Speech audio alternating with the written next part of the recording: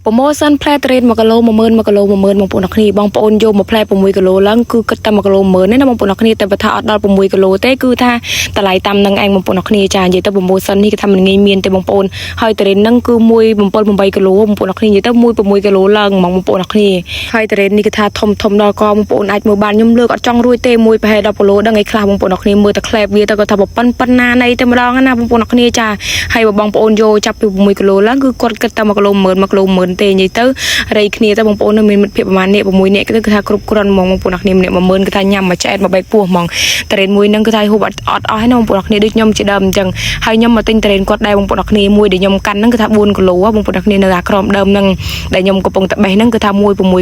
4គីឡូបងប្អូនអ្នកនេះហើយខ្ញុំហូបគ្នា5នាក់ហូបលងចែកលងហល់បងប្អូនអ្នកនេះដោយសារតរេនគឺសុទ្ធតែសាច់បងប្អូនអាចមើលបានហើយបងប្អូនជាមួយខ្ញុំពុះបងប្អូនអ្នកនេះចង់ដឹងថាវាសាច់ធំប៉ុណ្ណាបងប្អូនចាំទស្សនាមើលទៅតែថ្ងៃនេះគឺថាអូយបងប្អូនឲ្យសយមែនតើគឺថាកាប់ដៃឯងនឹងជិញឈាមនឹងដាច់កញ្ចក់អស់លីងតែម្ដងបងប្អូនទៅមើលខ្ញុំពុះសិនមុនដំបូងគឺថាធម្មតាសិនណាបងប្អូនអ្នកគ្នាហើយបងប្អូនមើលទៅតរេនគឺថាសាច់ល្អខ្លាំងមែនទែនដែលខ្ញុំកាន់នឹង4គីឡូហូបប្រចង់អស់មែនបងប្អូនដោយសារធំយកតែមែនទែនហើយបើសិនជាទៅទិញដល់ចកាមាន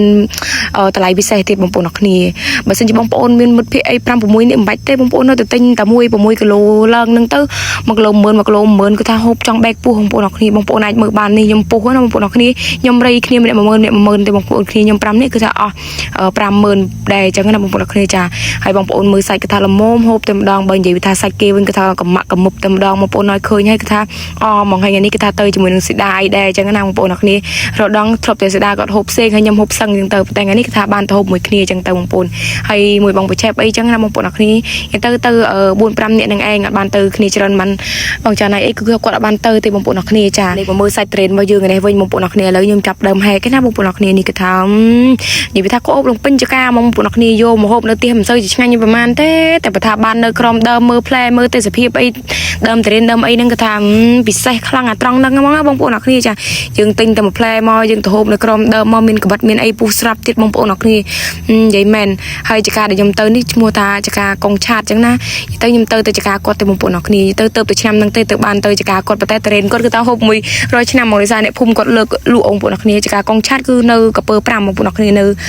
ៅដីក្រហមរបស់យើងហ្នឹងនិយាយទៅនេះ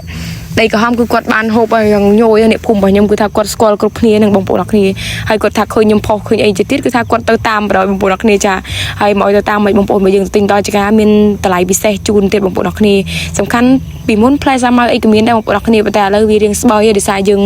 ងគាត់លក់ដាច់អស់បងប្អូនគ្នាសាម៉ៅរបស់គាត់ក៏មានតិចដើមដែរទេបើសកានេះវិញក៏មានដែរគាត់ថាវាអត់ទាន់ទុំចាមើលសាច់ត្រេនរបស់យើងវិញសិនណាបងប្អូនគ្នានិយាយទៅគឺថាអូយបងប្អូនសង្ឃថាវាស្រួយខាងក្រៅទុនខាងក្នុងបងប្អូនគ្នាខាងវាអត់ប៉ល់ពេកទេពីរត់ដល់ខ្ញុំធ្លាប់ទៅតែប៉ល់ហួរបងប្អូនដោយសារត្រេនវាកម្រទុំមកហើយថ្ងៃនេះទៅគឺថាបានមួយនឹងឯងបងប្អូនហើយមកចកាគឺថាបានទុំមួយនឹងឯងបើនិយាយវាថាត្រេនមួយនឹងគឺថាហូបបងប្អូនហើយនិយាយទៅដាក់មកមួយឆ្អែតហ្មងបងប្អូនជាមួយខ្ញុំគឺថាអត់បានទេជាមួយត្រេននឹងដាក់ប៉ុន្មានក៏ឆ្អែតប៉ុន្មានក៏បានដែរចាឲ្យមើលបងប្រឆេបមកបងប្រឆេបទៅថាតំណងបងប្រឆេបតាំងពីត្រេនទុំមកឃើញគេហូបត្រេនព្រាតនឹងគាត់អត់ទាន់បានហូបទេបងប្អូនដល់ពេលគាត់បានហូបថ្ងៃទី1ទៅនិយាយពីថាអារម្មណ៍រំភើបបងប្អូនអាចមើលបានតាមជាក់ស្ដែងអញ្ចឹងនិយាយពីថាអារម្មណ៍រំភើបហើយម្នាក់អង្គុយថតគាត់មកបងប្អូនដោយសារតែគាត់ថាឆ្ងាញ់ណាស់លើកទី1បានហូបអញ្ចឹងណាបងប្អូនគ្នាណាមួយត្រេនក៏ឆ្ងាញ់ទៀតបងប្អូនវាអត់ប៉ល់ចឹងគេថាវាអត់ទុំហួសបងប្អូនគ្នាវាអត់ខ្ចីពេកទៅមកល្មមមកឆ្ងាញ់បងប្អូនអាចមើលបាននេះបងបិចែកគាត់ថាតបខ្លួនឯងផងអីផងដោយសារតែរំភើបបានហូបអញ្ចឹងណាបងប្អូនគ្នារៀងពេលខ្លះរៀងអាណិតដែរបងប្អូនអើយខ្ញុំហូបត្រេនច្រើនដងហើយឆ្នាំនេះមិនដឹងថាប្រហែលដងអីទេបងប្អូនហើយចាមិនសូវជាមានលុយអីប្រហែលទេបើថាទៅចកាចៃមានតម្លៃធូរតម្លៃអីយើងរៃលុយគ្នាតិចតួចទៅបានហូបឆ្អែតអញ្ចឹងទៅបងប្អូនគ្នាមិនចាំចំណាយមួយម្នាក់ឯងទេចាំមើលទៅមាត់ទៅថាដឹងហើយបងប្អូនគ្នាបើត្រង់នេះវិញគឺខ្ញុំសែតមែនទែនបងប្អូនគ្នាដោយសារតែខ្ញុំមុតដៃលងឈាមលងពេញណាពេញនៃបងប្អូននឹងដាច់កញ្ចក់ប៉ុន្តែមុខនៅតែខ្ញុំកើតបងប្អូនខ្ញុំអត់បានដាក់បងប្អូនគ្នាបានមើលច្រើនទេដោយសារតែខ្លាច Facebook គាត់ចាប់ឲ្យនិយាយទៅយើងដាក់មកល្មមបងប្អូនគ្នាបានមើលទេអូនិយាយមកទេវិញខ្ញុំក៏ដែរផ្លេចបងប្អូនគ្នាគឺខ្ញុំតែងតែជូតមុខសម្អាតជាមួយនឹងស្រីអេសាដោយសារតែវាមានទូនាទីសម្អាតមុខយើងបានល្អខ្លាំងមែនទែនក្អែលធូលីដីដែលនៅមុខយើងបងប្អូនពេលជូតមកគឺតែជ្រះអស់ហ្មងអញ្ចឹងសម្រាប់បងប្អូនគាត់មានបញ្ហាមុខមិនថាបងប្អូនមានមុនកប់មុនទុំមុនធំមុនបោកឬបងប្អូនមានមុខជាំស្នាមអីរុយតែសាយក្រហមអីទេបងប្អូនប្រើឲ្យគ្រប់ផលនៅតែត្រូវអញ្ចឹងបងប្អូនអាចមកសាកជាមួយនឹងស្រីជូតមុខអេសានេះបានស្រី